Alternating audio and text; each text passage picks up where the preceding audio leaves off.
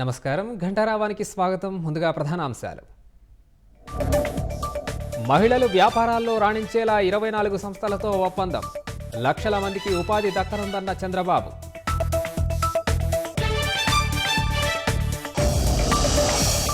Araku coffee మరో Starbucks కావాలన్న CM.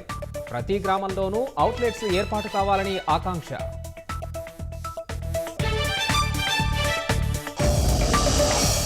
పోసానికి ఈ నెల 20 వరకు రిమాండ్ విధించిన విజయవాడ కోర్టు. కర్నూలు జైలుకు తరలించనున్న పోలీసులు.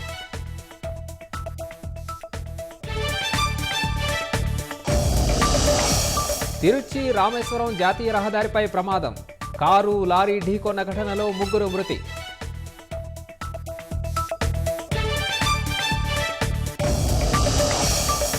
ఈ నెల 13న సంపూర్ణ చంద్రగ్రహణం.